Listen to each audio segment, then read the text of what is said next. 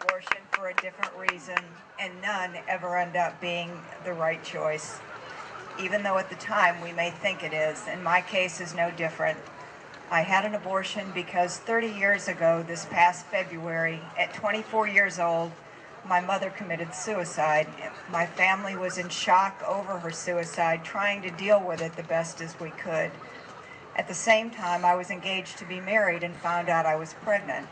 We had a big wedding planned, and I didn't want to hurt my dad by walking down the aisle 8 months pregnant, after all he had been through with my mom's death. I was scared and excited all at the same time about being pregnant. It never occurred to me that it was actually a baby. There were no sonograms at that time, and I had bought into the lies that I was being told that it was simply a mass of cells. My fiancé asked a friend about finding a doctor for the abortion, if that's what we had decided. He said that he would do whatever I decided, and I felt he never really said that he wanted to have it, but he never said, I don't want to have it. So I can't blame him, but I made the decision that that's what we should do, and he took me to the doctor. Again, I felt like I just couldn't do that to my dad after all he'd been through. So at the doctor's name was Dr. Childs, said normally he didn't do abortions when someone was as far as long as I was, which was 12 to 13 weeks. But after hearing my story, he said if that's what I wanted to do, he would do it. I could sense his hesitancy, and I wish with all my heart that he had said no.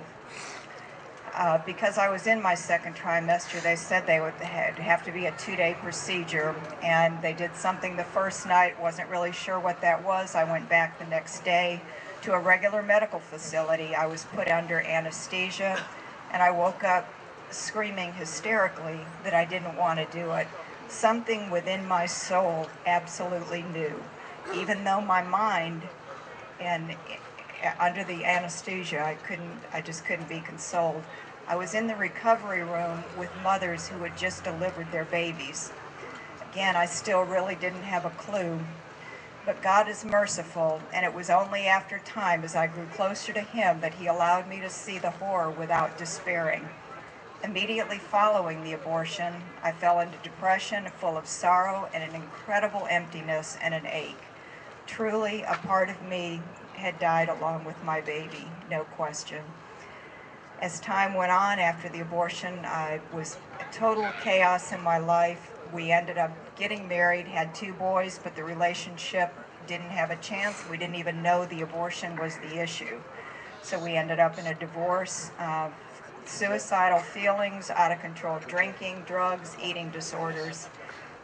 But through the grace and forgiveness and God's mercy and His Son Jesus Christ, the sacrament of confession and Catholic Charities healing services and Mother Mary's intercession, I found peace and forgiveness, and He's restored me to a new life that I could never have imagined. And He has used all that for His glory and honor. And if one baby can be saved and one woman can be healed and spared from that, then it's all worth it. And I know that He's loving and merciful, and I want it to be exposed like everyone here, because it is the Holocaust of our time. Abortion is truly the Holocaust of our time, and our laws need to be changed to reflect true justice for everyone, the unborn and that of the mother and the father, and that's why I'm silent no more.